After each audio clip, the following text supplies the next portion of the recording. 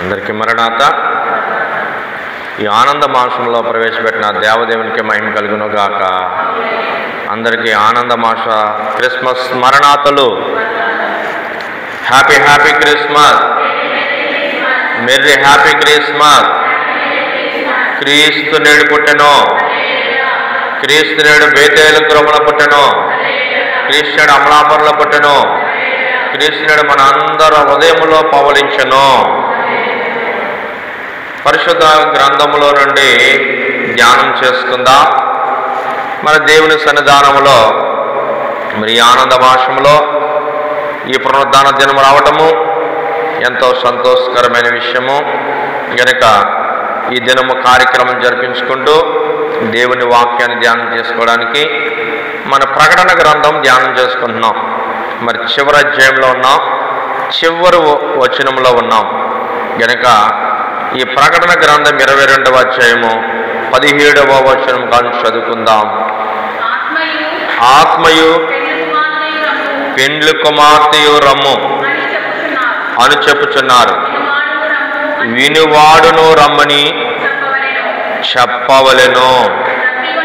దప్పుకొనివానికి రానిమ్ము, ఇచ్చేయించువాని జీవజలమును ఉచితముగా పుచ్చుకొననిమ్ము. ప్రార్థన చేసుకుందాం. త్వరగా రానున్న యేసు గానే రమ్ము, త్వరగా వచ్చు ప్రభువా చురుకు, ప్రభువా చురుకు కనమీమానే త్వరపడగలము, కనమీ త్వరపడగలము. రానున్న యేసు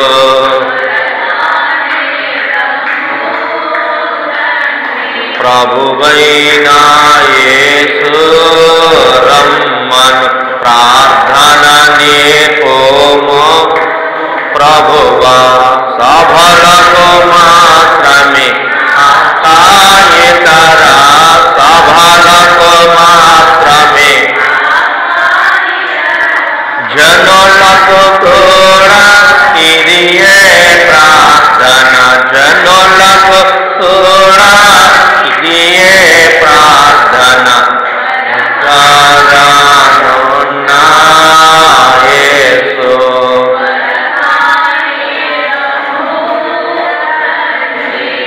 మహాపరిశుద్ధుడైన మా తండ్రి, మహిమగల దేవ, ఆత్మయు పెండ్లి కుమార్తెయు రమ్మని చెప్పుచున్నారు, వినుడువాడు రానిమ్మని చెప్పవలెను. దప్పుగొన్న వానికి రానిమ్ము, ఇచ్చయించు వానికి జీవజలములు ఉచితముగా పుచ్చుకొనను. ప్రభువా, యోహాను గారికి ఇచ్చిన దైవ ప్రత్యక్షత, దేవదాసయ్య గారికి ఇచ్చిన వివరణలో నుండి ప్రభువా మీరు మాతో చెప్పవలసిన విషయాలన్నీ ఇదిగో పరమగీత గ్రంథం అంతా వివరించారు. ప్రకటన గ్రంథం వచనం వివరించారు.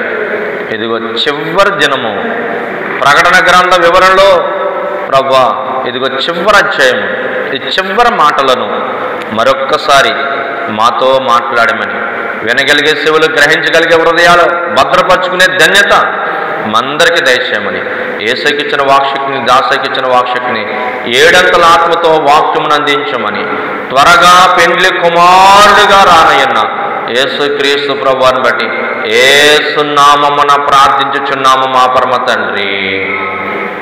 కూర్చుందాం. దేవుని సన్నిధానంలో మరి ప్రకటన గ్రంథంలో 22వ అధ్యాయం చివరి అధ్యాయం. కనుక ఈ చివరి అధ్యాయంలో చివరి మాట దేవుడు చక్కటి ఆహ్వానము ప్లస్ ప్రార్థన మన ఆత్మీయ జీవిత కొరకు చాలా అద్భుతకరమైన విషయాలు చెప్తున్నారు. ఈ ఆహ్వానము, ఈ ప్రార్థన లేనివారు ఏమైపోతారో చెప్తున్నాడు. తెగులుతో జీవిస్తారు, బాధింపబడతారు. కనుక ఈ చివరి కాలంలో ఉన్న ప్రజలు అనగా లౌకిక సంఘ కాలంలో ఉన్న, సంఘములో ఉన్న, సమాజంలో ఉన్న, ప్రపంచవ్యాప్తముగా ప్రతి ఒక్క నరుడు ఈ ఆహ్వానమును, ఈ ప్రార్థన కలిగి ఉండాలి అని సర్వజనుల కొరకు ఆహ్వానము ప్లస్ ప్రార్థన ఈ అధ్యాయంలో ఈ చివరి మాటలో మనకు కనబడుతున్నాయి. అందుకే పెళ్లి కుమార్తె యొక్క ఆహ్వానము, ప్రార్థన ఈరోజు మనం ధ్యానం చేసుకోబోతున్నాము. కనుక ఇక్కడ ఏమని చెప్తున్నారంటే 17 నుంచి 21 వరకు చదువుకుని కొన్ని విషయాలు మనం ఈ ఆనంద మాసములో ఆ మహా పరిశుద్ధుడైన యేసుక్రీస్తు ప్రభు జన్మను తలంచుకుంటూ ఈ రెండవ రాకడ గురించి, ఈ మొదటి రాకడను ధ్యానం చేసుకుంటూ మనం వెళ్దాం.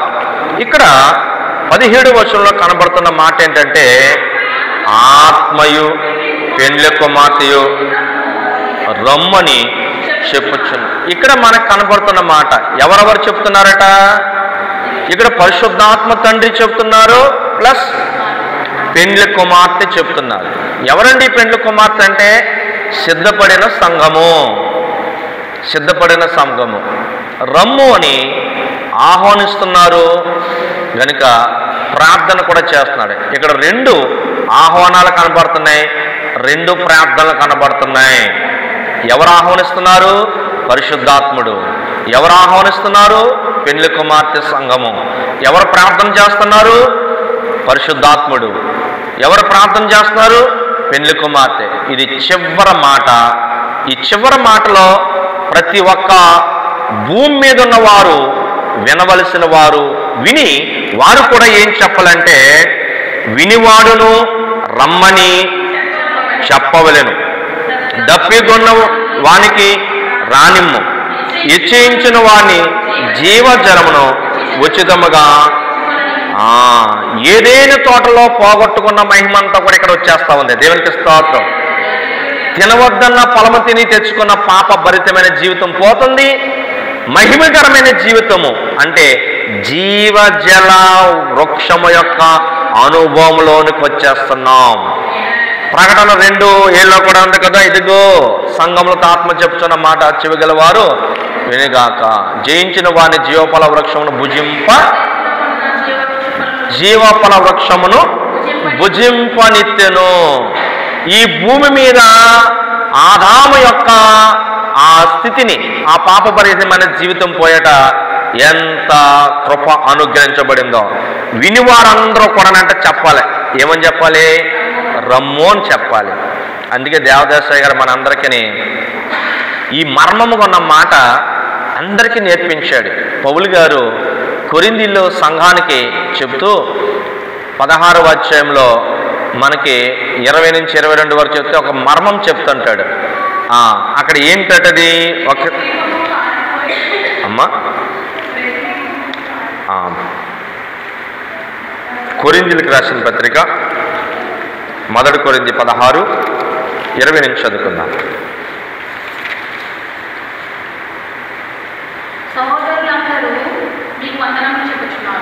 సహోదరులందరూ మీకు వందనం చెప్పుచున్నారు.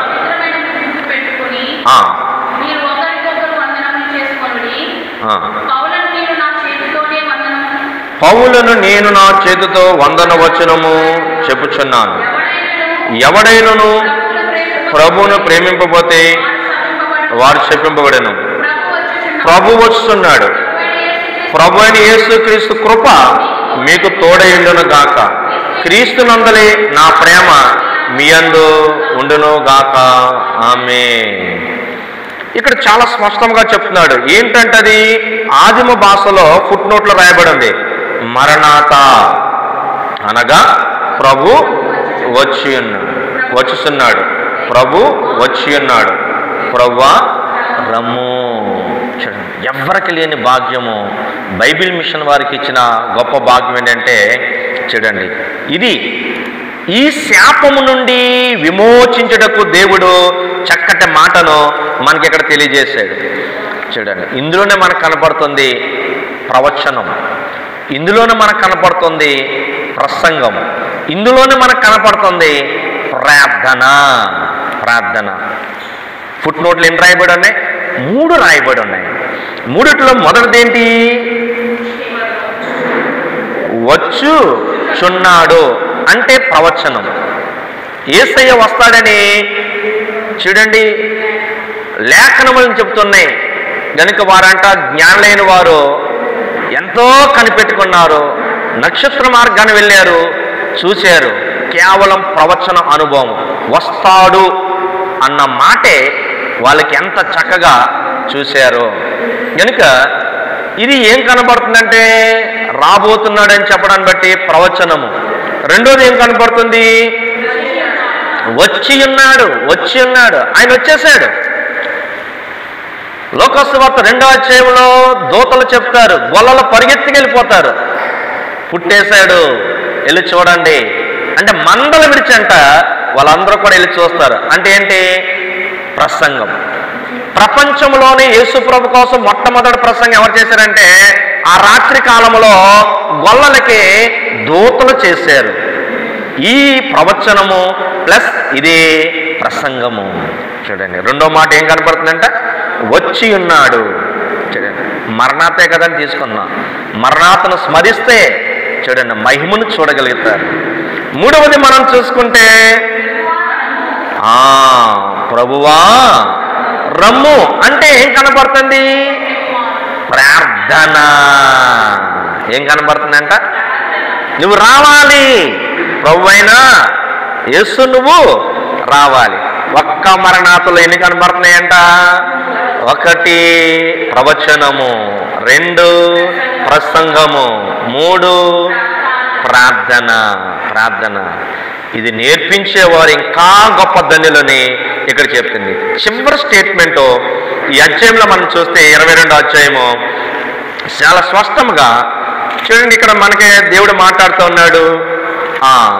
17వ వచనం నుంచి 21వ వచనం వరకు చదువుకొని వాక్య ధ్యానం చేసుకుందాం. ఆత్మయు పెండ్లి కుమార్తెయు రమ్మని చెప్పుచున్నారు, వినివారు రమ్మని చెప్పవలెను, దప్పిగొన్నవారు రమ్మని రానిమ్మని, ఇచ్చించిన వారిని జీవజలము ఉచితముగా పుచ్చుకొని నిమ్ము. ఈ గ్రంథమందు ప్రవచన వాక్యమును విని ప్రతివానికి నేను సాక్ష్యమిచ్చినది ఏమనగా, ఎవరైనను వీటితో మరి ఏదైనాను కలిపిన ఎడల ఈ గ్రంథములో రాయబడిన తెగుళ్ళు దేవుడు వానికి కలుగ చేయను. ఎవడైనను ఈ ప్రవచన గ్రంథమున వాక్యములో ఏదైనాను తీసివేసిన ఎడల దేవుడు ఈ గ్రంథములో రాయబడిన జీవ వృక్షములోను పరిశుద్ధ పట్టణములోను వానికి పాలు లేకుండా చెయ్యను. ఈ సంగతుల గురించి సాక్ష్యమిచ్చేవాడు అవును, త్వరగా వచ్చుచున్నాడని చెప్పుచున్నాడు. ఆమేన్. ప్రభువైన యేసు రమ్ము. ప్రభువైన యేసు కృప పరిశుద్ధులకును తోడేయుండును గాక. ఆమేన్, ఆమేన్, ఆమేన్.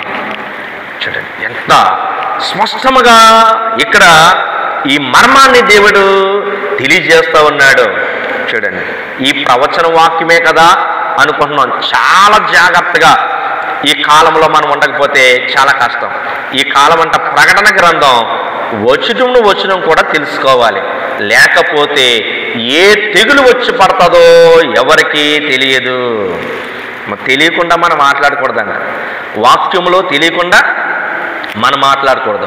వాక్యంలో ఏది కూడా తీయకూడదు, వెయ్యకూడదు, కలపకూడదు. తీయకూడదు, కలపకూడదు. తీస్తే ఏం జరుగుతుంది? కలిపితే ఏం జరుగుతుందంట? తెగులుతో బాధిస్తాడు. ఎవరో? యేసయ్య. గనుక లేవి కాండము 26 అధ్యాయము 1వ వచనం చెప్తాడే, అయ్యా మీరు అమ్మా 26 అధ్యాయము 21వ వచనం మీరు నా మాట విననొల్లక నాకు విరోధముగా నడిచిన ఎడల నేను మీ పాపమును బట్టి ఏడంతలుగా బాధించదను. చూడండి, ఎవరి మాట వినకపోతేనంటండి, దేవుని మాట వినకపోతేనంటే దేవుడు అంటే ఎలా బాధిస్తాడు? ఏడంతలుగా. చూడండి, కుటుంబంలో భార్య భర్తల్లో, తల్లిదండ్రులు, అత్తగారు కోడల్లో, వీరిలో చూడండి చిన్న మాట తేడా వస్తే వారికి కోపాలు వస్తాయి, బాధలు వస్తాయి, ఇబ్బందులు వస్తాయి. మరి అటువంటిది జీవితంలో చూపించుకుంటూ ఉంటాం, ఒకరినొకరు గాయపరుచుకుంటూ ఉంటాం. మరి ఇక్కడ దేవుని మాట అనకపోతే దేవుడు ఏమంటున్నాడు? ఇక్కడ నేను ఏడంతలుగా మిమ్మలను బాధి, మీరు నాకు వ్యతిరేకంగా నడిస్తే నేను మీకు వ్యతిరేకంగా నడుస్తాను అంటున్నాడు ఈ అధ్యాయంలో. ఎలా నడుస్తా అంటున్నాడు? వ్యతిరేకంగా నడవలసి వస్తుంది. నువ్వు మాటకు వ్యతిరేకంగా ఉంటేనే నేను కూడా నీకు వ్యతిరేకంగా ఉంటాను అంటున్నాడు దేవుడు. చూడండి, ఈరోజంటే దేవుడి విషయంలో చాలా శ్రద్ధగా ఉండాలి. వాక్యంలో ఒకటి వెయ్యకూడదు, ఒకటి కలపకూడదు. వెయ్యకూడదు, కలపకూడదు, అంటే చాలా జాగ్రత్తగా ఉండాలి. బైబిల్ గ్రంథంలోనంట పరమగీతం మాకొద్దు, ప్రకటన గ్రంథం మాకు అస్సలే వద్దని వారు చాలామంది ఉన్నారండి. దాని జోలికి మేము వెళ్ళాం. చూడండి, వెళ్ళాం. చూడండి, గనుక దేవుని యొక్క వాక్యమును మనము చూస్తే ఈ పుస్తకంలో 66 పుస్తకంలోనంట మనము తీసివేయండి కానీ ప్రకటన గ్రంథం అక్కర్లేదు కానీ మొత్తం తీసివేయమనే అట్టివారు ఎవరంటే నేరస్తులు. ఎవరికి? దేవునికి. ఎవరికి నేరస్తులంట? దేవునికి నేరస్తులంట. అన్ని గ్రంథాలు చెప్తారు కానీ పరమగీతము చెప్పలేరు. చెప్పిన ఇవేవో కలిపేసి చెప్పేస్తూ ఉంటారు. చెప్పిన లోకానుసారమైన స్థితి తీసుకొచ్చి చెప్తూ ఉంటారు. చూడండి, పరమగీతము ప్రియుడు ప్రియురాలుకి ఎలాగుండాలో ఆత్మీయ స్థితిని తెలియజేస్తుంది. ప్రకటన గ్రంథము పెళ్లి కుమార్తె ఎలాగ సిద్ధపడుతుందో, ఎలా వెళ్ళిపోతుందో, 7 ఏళ్ల మహాశ్రమలు ఎలాగ ప్రారంభమవుతున్నాయో, భూమి ఎలాగ అంతమవుతుందో ప్రకటన గ్రంథం చూద్దాం. మరి అటువంటి గ్రంథాన్ని చూడండి ఎంత శక్తివంతముగా దేవుడు మరి పూర్తి చేశారు. ఇంచుమించు పరమగీతం 4 సంవత్సరాలు పెట్టింది, ప్రకటన గ్రంథం కూడా ఇంచుమించు 4 సంవత్సరాల నుంచి చెప్తున్నాం. ఇది చివరికి వచ్చేసాం. చూడండి, 4 సంవత్సరాల నుంచి మరి ఎంత జాగ్రత్తగా విన్నారో మరి తెలియదు కానీ ఈ చివరి దాంట్లో వచ్చింది. ఎవరు నేరస్తులంట? ఈ వాక్యములు తీసేయండి, ఈ వాక్యం మాకు అవసరం లేదు అని చెప్పువారు. గనుక దేవుడు నేరస్థాపన చేస్తున్నాడు. వాక్యములోది వేయకూడదు, కలపకూడదు, తీయకూడదు. తీస్తే ఏమొస్తాయంట? తెగుళ్ళు వస్తాయి, తెగుళ్ళు వస్తాయి. గనుక మనం చూసుకుంటే ద్వితీయోపదేశకాండం 28వ అధ్యాయము 19వ వచనంలో కూడా 19వ వచనం కూడా మాట ఉంది. అది చదువుకుని తెగులును మనము ధ్యానం చేసుకుంటూ వెళ్దాం. 28వ అధ్యాయము ద్వితీయోపదేశకాండం 28వ అధ్యాయం 19వ వచనం. 28వ అధ్యాయము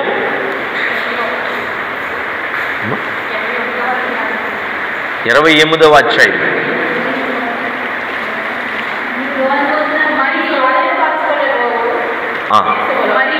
మరియు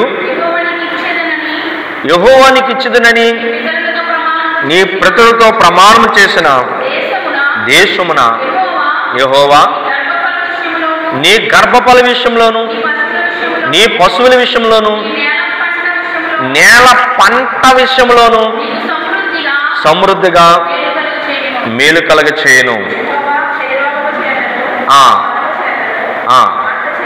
మంట చేతను, మహాతాపం చేతను, జాపం చేతను, ఖడ్గం చేతను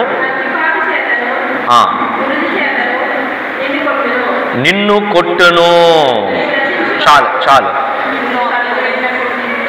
ఆ లోపల వెళ్ళినప్పుడు దీవించబడదు, బయటకు వచ్చినప్పుడు దీవించబడదు. చూడండి, లోపలికి వెళ్ళినప్పుడు దీవెనంట, బయటకు వచ్చినప్పుడు దీవెన. చూడండి, మాట వినకపోతే ఏం లేదు, లోపల దీవెన లేదు, బయట దీవెన లేదు. దేశంలో దీవెన ఉండదు, పొలంలో దీవెన ఉండదు, పాడి పంటల్లో దీవెన ఉండదు. కనుక దేవుడు చెప్తున్న మాట ఈరోజు, మీరు శపించబడకండి, దీవించబడండి. నీవు లోపలికి వచ్చినప్పుడు శపించబడదువు, వెలుపులకు వెళ్ళినప్పుడు శపింపబడదువు. నీవు నన్ను విడిచి చేసిన ఈ దుష్కారముల చేత హతము చేయబడి ఏకముగా నశించు వరకు చెయ్యి పూనుకొను కార్యములన్ని విషయంలోను యెహోవా శాపమును, కలవరమును, గద్దింపును నీ మీదకి తెప్పించును. ఇక్కడ చూస్తే మాట వినకపోతే దేవుడు చూడండి మనకు విరోధముగా ఉంటున్నాడు. అందుకనే దేవుడు ఈ తెగులు కోసం రాశాడు. మరి ప్రకటన గ్రంథంలో తెగులు ఏంటి అని మనం ధ్యానం చేస్తే, ప్రకటన గ్రంథంలో 6వ అధ్యాయం కాడ నుంచి మనం ఇంచుమించు 18వ అధ్యాయం చదువుకుంటే, మొదటగా భూమి మీద 7 ముద్రలతో దేవుడు బాధిస్తున్నాడు. తర్వాత 7 బోర్లతో దేవుడు బాధిస్తున్నాడు. తర్వాత 7 పాత్రలతో దేవుడు బాధిస్తున్నాడు. 3 ఏళ్ళు 21 7 ఏళ్ల మహాశ్రమలోనంట మిగిలిపోయిన వారందరూ కూడానంట చూడండి రేషన్ ఉండదు. రేషన్ అంటే ఇప్పుడు ప్రభుత్వం రేషన్ ఇస్తుంది. ఏమిస్తుంది? బియ్యము, పప్పు, నూనె, పంచదార అలాగిస్తుంది. అవి చక్కగా వండుకుంటున్నారు, తింటున్నారు. ఇప్పుడు దేవుడిచ్చే రేషన్ ఏంటి? ఆకాశం నుండి వర్షం కురిసిన తర్వాత భూమి అంతా కూడా పంట పండుతుందట. ఆ పంటలన్నీ కూడా పాడైపోతున్నాయి. ఎందుకంటే మాట విననొల్ల వారు బట్టి. ఎందుకంటే మారు మనసు లేని జీవితాలు, మారు మనసు లేని జీవితాలు. కనుక మారిన మనసు అంటే ఎవరికి ఇచ్చేయాలి? దేవునికి ఇచ్చేస్తే ఫలితం ఉంటుంది. కనుక ఏ తెగులు మన మీద ప్రభుత్వం చేయదు, ఏ తెగులు మనకు ఏమీ చేయదు. కనుక దేవుడు అంటున్నాడు, ఇదిగో నేను త్వరగా వస్తున్నాను కనుక మీరందరూ కూడా ఉండండి అని. ఎవడైనా ఈ ప్రవచన గ్రంథమందు వాక్యములో ఏదైనా తీసివేసిన ఎడల దేవుడు ఈ గ్రంథంలో రాయబడిన జీవ వృక్షములో పరిశుద్ధ పట్టణంలో చూడండి ఎక్కడికి వెళ్ళిపోతున్నామంట. ఒకటి పరిశుద్ధ పట్టణం మనకి లేదు, రెండవది జీవఫల వృక్ష అనుభవంలోనికి మనము వెళ్ళలేము. చూడండి వాక్యము చాలా జాగ్రత్తగా నేర్చుకోవాలి. అందుకే చివరి కాలం అంతా ప్రజలు ఈ ప్రకటన గ్రంథంలో ఉన్న విషయాలు మనం తెలుసుకోగలగాలి.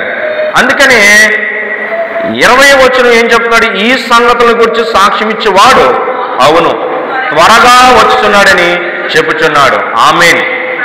ప్రభువైన యేసు రమ్ము. ప్రభువైన యేసు కృప పరిశుద్ధులకును తోడేండును గాక.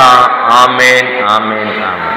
ఇక్కడ స్పష్టంగా చెప్తున్నాడు, ప్రభువైన యేసు త్వరగా రమ్ము, రమ్ము అని. మనమందరం కూడా అంటే ఈ సంగతి గురించి సాక్ష్యం ఇచ్చేవాడు అవును. ఎవరైతే దేవుని కొరకు సాక్షిగా ఉంటారో వారంట ఏమన్నది ఇక్కడ? అవును త్వరగా వచ్చుచున్నాడని చెప్పుచున్నాడు. ఆమేన్. ప్రభువైన యేసు త్వరగా ఆయన వస్తున్నాడు అని చెప్తున్నాడు. ఇప్పుడు సంఘం కూడా అంటే ఏమంటుందో తెలుసా? ఏమనాలి? ప్రభువా నువ్వు వస్తానని చెప్తున్నావు, నువ్వు త్వరగా వస్తానని చెప్తున్నావు. అంతేకాదు నువ్వు ఎంత త్వరగా వస్తావో అంత త్వరగా నేను సిద్ధపడాలి అని ఎవరు చెప్పాలి? పెండ్లి కుమార్తె అనుభవం చెప్పాలి. లేకపోతే అంటే ఎన్ని తెగులు? 7 ఏండ్ల మహా శ్రమలు. చూడండి అందుకే ప్రతి క్షణమునంట ఈ సాక్ష్యం ఇవ్వాలనే మన అందరం కూడా మన ఆత్మీయ తండ్రి దేవదాసయ్య గారు మనకి ఇచ్చిన స్వరం ఏమంటే మరణాత. మరణాతలో చెప్తే చూడండి ఆయన కృప మనకి తోడుగా ఉంటుంది. చాలామంది అంటారు సిద్ధపడం కనుక సిద్ధపడినప్పుడు మరణాత్ చెప్తాం. ఎప్పుడు చెప్తారట? సిద్ధపడినప్పుడు మరణాత్ చెప్తాం. చూడండి, ఇప్పుడు అంటుంది ప్రకటన గ్రంథంలో, ఇదిగో నువ్వు సిద్ధపడాలంటేనే ఏం చెప్పాలి? ప్రభువైన యేసు త్వరగా రమ్మని చెప్పాలి. చూడండి, ఎవరికైనా ఈ స్వరాన్ని మనం ఇప్పించాలి. అప్పుడు ఇహలోకంలో ఏ తెగులు ఎవరిని ఏమీ చెయ్యదు. చూడండి, ఈ స్వరము లేదు, చూడండి, ఈ ప్రవచనము లేదు, ఈ ప్రసంగం లేదు, ఈ ప్రార్థన లేదు. సంఘానికి ఉండవలసింది ఈ మూడు ఉండాలి. ఏముండాలి? ప్రవచనం ఉండాలి, ప్రసంగం ఉండాలి, ప్రార్థన ఉండాలి. ఇవన్నిటికీ విట్నెస్గా మనం ఉండాలంటే ఒకే ఒక మాట, మరణాత. ఒకే ఒక మాటలో అన్ని తెగుళ్ళు కీడులు పోవడానికి దేవదాసాయి గారు మనకి ఎంత జ్ఞానంతోనో ఈ ప్రవచనాన్ని అందించారు, ఈ ప్రసంగాన్ని అందించారు, ఈ ప్రార్థన మనకు ఇచ్చారు. ఎంత స్తోత్రం. అందుకే మనమంట అందరికీ ఇది చెప్పించాలి. చూడండి, తెగుళ్ళు ఆగాలంటే, దేవునికి విరోధంగా ఉండకూడదంటే ఏం చేయాలట? పౌలు గారు అన్నారు కదా, చెప్పని వాడు శపింపబడును. నేను 100 వచనం చెప్తున్నానని. ఆ 100 వచనం దేనికోసం చెప్పాడు? మరణాత్ కోసం చెప్పాడా? ఇంకా దేనికోసం చెప్పాడా? మరణాత్ కోసమే చెప్పాడు. చూడండి, ఈరోజు మనము ఎటువంటి ప్రవచనముతో, ఎటువంటి విట్నెస్తో మనం ఉండాలో దేవుడు ఫుల్ స్టాప్లో ఆయన రాక కొరకు, ఆయన వచ్చినప్పుడు సంఘం ఎలా సిద్ధపడాలో దేవుడు ఇక్కడ స్పష్టంగా రాశాడు. గనుకంట ఒకటి, ఇక్కడ తండ్రి అయిన దేవుడు ఈ లోకమంతటికి తన ప్రేమను చూపిస్తున్నాడు. కుమారుడైన యేసుక్రీస్తు ప్రభు అంట తన కృపనిచ్చాడు. పరిశుద్ధాత్మ తండ్రి అంట సహవాసం ఇచ్చి రాకడికి హెచ్చరించి సంఘాన్ని సిద్ధపరుస్తూ ఉన్నాడు. గనుక ఈ ఆహ్వానము, ఈ ప్రార్థన మనం అంటే ఎలా ఉండాలంటే ఇచ్చయించాలి, అంటే ఇష్టపడాలి. ఏముండాలంట? అమలాపురం వచ్చిన కోతలో మరణాత్ అంటే చాలామంది కోపం వచ్చేసేది. చాలామందికి పాపం ఈ అనుభవములు తెలియవు.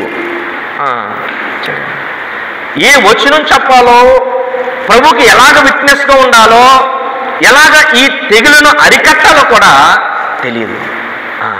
ఇక్కడ ఇచ్చయించడం అంటే ఇష్టపడాలి. ఇష్టపడకపోతే ఏం లేదంట, సిద్ధపాటు రాదు. ఒక వరుడు చెప్పడానికే నీకు ఇష్టం ఉండట్లేదే, ఇది బైబిల్లో ఉన్న మాటలు ఈ ప్రవచనాన్ని చెప్పడానికే నీకు ఇష్టం ఉండట్లేదే. చూడండి, ఎలాగ సిద్ధపాటు చేస్తూ ఈరోజు ఈ గ్రంథంలో ఉన్న తెగుల్లో చూడండి, ఎవరు పట్టుకుంటాయంట? ఎవరు తీసివేస్తారో వారు. 100 వచ్చి ఏం చెప్పమన్నాడు దేవుడు? మన్నాడు చెప్పమన్నాడు, ఇంకోటి ఏం చెప్పమన్నాడు? ఏమని రాసింది ఇక్కడ? పౌలు గారు చెప్పింది దేనికోసం చెప్పాడు? మరణాత కోసమే చెప్పాడు. ఇంక దేనికోసం చెప్పాడు? చెప్పలేదు. ఇక్కడ క్లియర్గా స్పష్టంగా దేవుడు మాట్లాడుతున్న మాట దేనికోసము చెప్పాడు. ఈరోజు అంట ఈ కాలంలో ఉన్న ప్రజలు చాలా జాగ్రత్తగా వాక్యమంతా తెలుసుకోవాలి. ఈ ప్రకటన గ్రంథంలో ఉన్న విషయాలన్నీ కూడా తెలుసుకోవాలి. అందుకే నాకు ఎవరు చెప్పలేదంటారనేసి ముందు ఈ ప్రకటన గ్రంథం అంతా వచ్చును ఈరోజు బోధించి చెప్పిస్తున్నాం. ఎందుకంటే తెగులు కాలం ఇది, రాబోయేదంతా ఉగ్రత కాలం ఇది. ఈ కాలానికి చూడండి, వాక్యమును మనం జాగ్రత్తగా తెలుసుకోవాలి. ఒకటి వేయకూడదు, ఒకటి తీయకూడదు. 100 వచనంలో ఏం చెప్పాలి? మరణాతే చెప్పాలి. నేను మీకు మరణాత చెప్పాను, మీరు నాకు మరణాత చెప్పారు. అప్పుడేం జరుగుతుంది? ప్రవచనం బయటకు వస్తుంది. అప్పుడేం జరుగుతుంది? ప్రసంగం బయటకు వస్తుంది. అప్పుడేం జరుగుతుంది? ప్రార్థన బయటకు వస్తుంది. ఎన్ని వచ్చేస్తున్నాయి చూడండి. ఇది సాక్షిగా ఉండు, ఇది నువ్వు చెప్పాలని చెప్తున్నాడు. అందుకే 20 వచనం ఏముంది? ఎవడైనను ఈ ప్రవచన గ్రంథమందు వాక్యములో ఏదైనను తీసిన యెడల దేవుడు ఈ గ్రంథములోని రాయబడిన జీవవృక్షములోను పరిశుద్ధ పట్టణములోను వారికి పాలు లేకుండా చేయను. ఈ సంగతుల గురించి సాక్ష్యమిచ్చేవాడు అవును త్వరగా వచ్చుచున్నాడని చెప్పుచున్నాడు. ఆమేన్. ప్రభువైన యేసు రమ్ము. ప్రభువైన యేసు కృప పరిశుద్ధులకు తోడైండును గాక. ఆమేన్. చూడండి, యేసయ్య అంటే కృప ఇచ్చారు. కృప అంటే తెలుసా? యేసు ప్రభువారు. యేసుప్రభు వారికి ఎన్నో పేర్లు ఉన్నాయి. అందులో ఒక పేరేంటో తెలుసా? కృప. ఒకసారి మనం ఈ కృప కోసం ధ్యానం చేసుకుంటూ మనం ముగించుకుందాం. గనుక 2 కొరింథీ 8:9లో 2 కొరింథీ 12:9లో కొన్ని మాటలు ఉన్నాయి. ధ్యానం చేసుకుంటూ ముగించుకుందాం. మీరు మన ప్రభువైన యేసుక్రీస్తు కృపను ఎరుగుదురు కదా. ఆయన ధనవంతుడై ఉండి మీరు తన దరిద్రము వలన ధనవంతులు కావాలనని మీ నిమిత్తము దరిద్రుడు ఆయనే. సృష్టికర్త ఎందుకండి ఈ పరిస్థితి?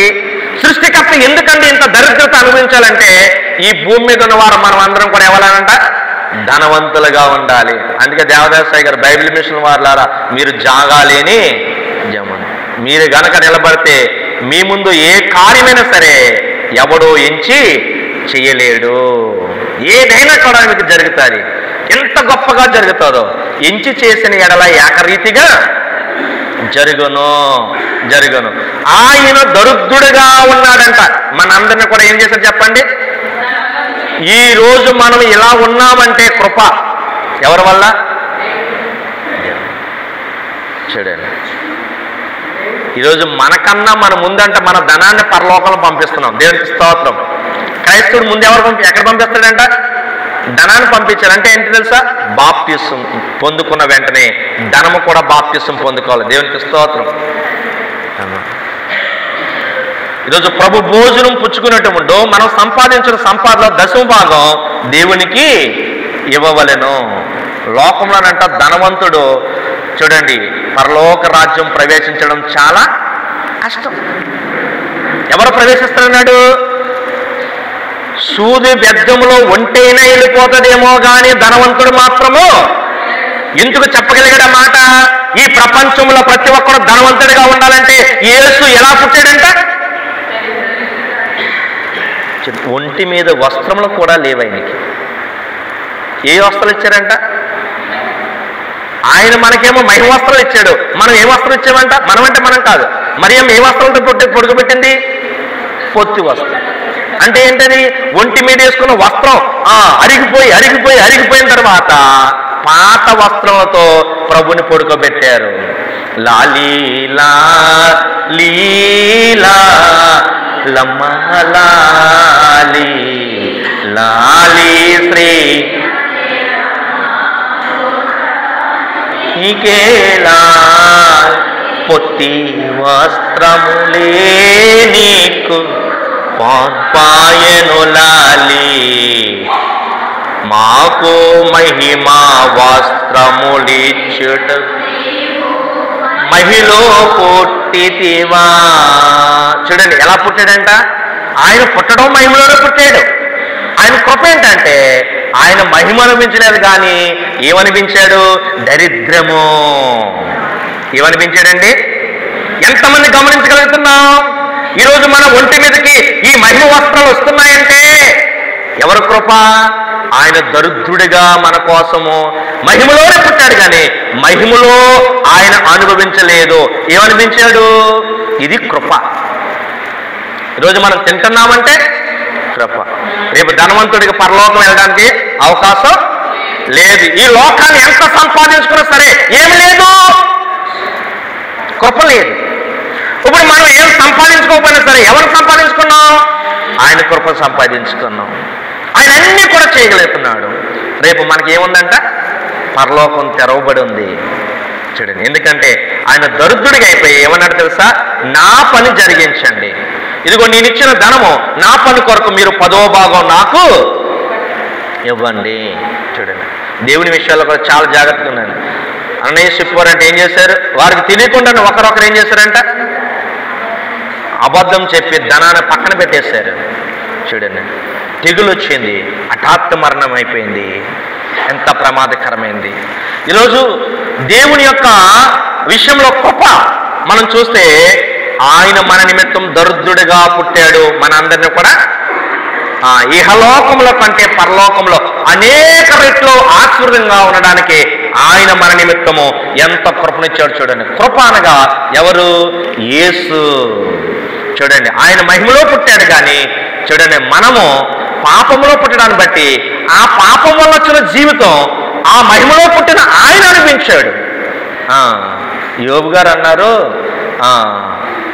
పాపములో పుట్టి పాపరహితుడిగా ఉండటం కంటే పాపాన్ని తీసివేసుడిగా పుట్టుకోవడం చాలా కష్టం అని చెప్తున్నాడు.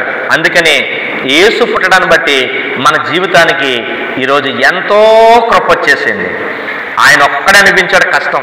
యోబు చూడండి, ఈరోజు మన పాపాన్ని మనం అనిపించడానికి అవకాశం లేదు. ఎందుకంటే మన నిమిత్తం ఎవరు దర్దుడిగా వచ్చాడు? యోబు గారి కాలంలో యేసున్నాడా? లేడు. యోబు గారి కాలంలో కృప ఉందా? లేదు. మన కాలంలో కృప సమృద్ధిగా ఉంది. మన కాలంలో ఎవరున్నారంట? కృప సమృద్ధిగా ఉంది. నా నిమిత్తం ఆయన దర్దుడిగా ఉన్నాడు, నా నిమిత్తం ఆయన ఒంటి మీద దెబ్బలు పడ్డాయి అని ఒక్క ప్రార్థన చేస్తే చాలు, మన ఒంటి మీద ఉన్న రోగాలన్నీ ఎగిరిపోతాయి. కృప అంత విస్తారంగా ఉంది. అలాగే మనం చూసుకుంటే 2 కొరింథీ 12:9 చూసుకొని ముగించుకుందాం.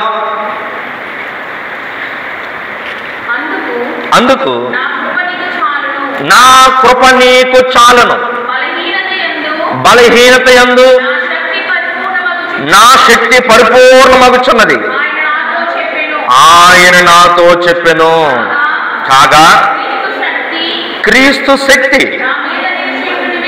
నా మీద నిలుచుండు నిమిత్తం విశేషముగా బలహీనతలండే బహు సంతోషముగా అతిశయపడుదును.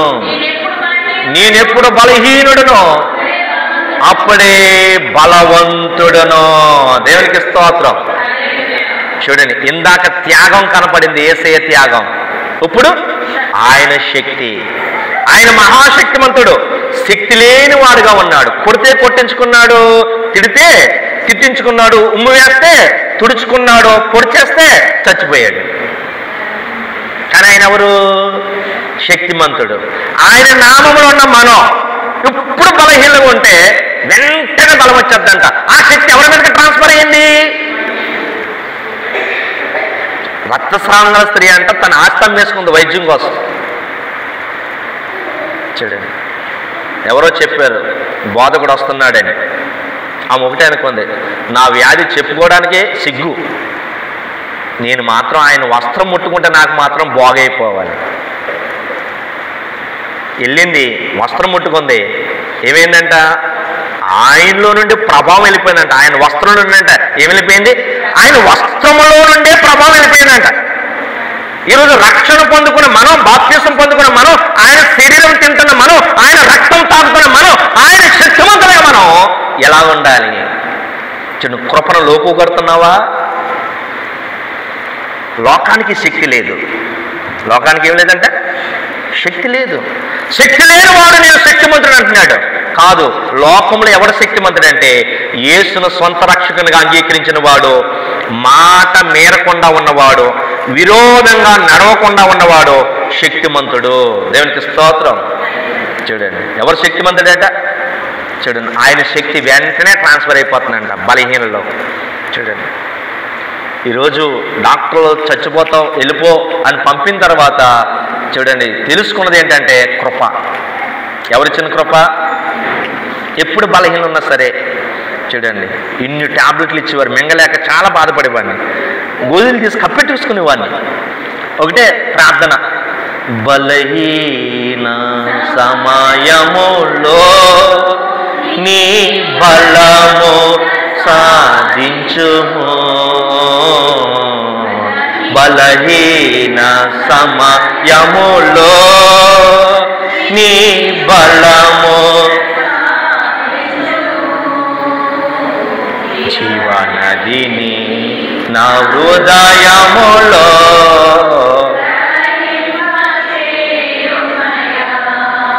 జీవనదిని నా హృదయములో.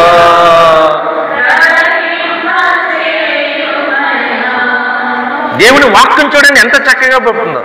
అంతేగాను ఎప్పుడు బలహీనప్పుడే ప్రభునందు నీ బలహీనత తట్టు చూడకుండా నా బలము తట్టు చూడు.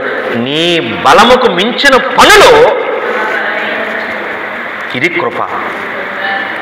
చూడండి, యేసయ్య ఇచ్చిన కృప చూడండి ఈరోజు ఎంత గొప్ప అద్భుతకరంగా ఉందో. ఆయన కోసం చెప్పాలంటే చాలా రిఫరెన్స్ ఉన్నాయి, కానీ మనకు సమయం లేదు గనక మరి ఆయన ఇచ్చిన ఆశీర్వాదాలు చాలా గొప్పవి. ఇహలోకాన్ని ఓడిస్తున్నా, ఇహలోకాన్ని పడగొడుతున్నా, ఇహలోకంలో వణికిస్తున్నా శాతాన్ని ఎక్కడ పెట్టాడు చెప్తారా? కాలు కింద. రోమా 16:20 మన్నా చెప్దాం. శారాకి మరణాత శీఘ్రముగానే కాలు కింద చితక తొక్కెదను. చూడండి, కృప, ఆశీర్వాదం. యేసయ్యని ఏముందో తెలుసా? నాకు నమస్కారం పెట్టు అమ్మా, నాకు నమస్కారం పెట్టు. నీకు నేను నమస్కారం పెట్టను, నువ్వేం చేస్తావో చేసుకో, నేను అనుభవిస్తాను, నేను దరిద్రుడిగా జీవిస్తాను, నేను పాప భారంలో జీవిస్తాను, నేను వ్యాధి భారంలో జీవిస్తాను, నేను శిక్ష భారంలో జీవిస్తాను, నేను చనిపోయి తిరిగి లేస్తాను, నీకు మాత్రం నమస్కారం పెట్టను. ప్రభు అయిన దేవునికి వెళ్ళి నువ్వు మొక్కు, ప్రభు అయిన దేవునికి వెళ్ళి నువ్వు మొక్కు. నమస్కారం అంటే దానికి ఎంత ఇష్టమో. అందుకే మన ఆత్మీయ తండ్రి దేవదాసాయి గారు నమస్కారం పెట్టండి కానీ ఏం చేయండి? ప్రవచనం చెప్పండి, ప్రసంగం చేయండి, ప్రార్థన చెయ్యండి. మరణాత చెప్తే దానికి ఒళ్ళు మండిపోతుంది. చూడండి, మరణాత నేర్పించేవారు మహిమ రాకడలో ఎత్తబడతారు. మరణాత చెప్తే 1,00,000 మంది సంఘం చూడండి 10 మంది ఉంటే ఒట్టు వెళ్ళిపోతారు. అదే వేరే 100 రోజులు చెప్తే 1,00,000 మంది అక్కడ ఉంటారు. చూడండి, ఈరోజు ఈ వాక్యములు జాగ్రత్తగా వినాలి ఈ కాలంలో వారు అని. ఈ చివరి కాలంలో, ఈ చివరి మాటలో, ఈ చివరి కృప, ఈ చివరి ఆశీర్వాదం దేవుడు మనకు చక్కగా మాట చెప్తున్నాడు కనుక మనము ఈ మాటలు ముగించుకుందాం. 15 నుంచి ఒక్కసారి 21 చదువుకుని ముగించేసుకుందాం.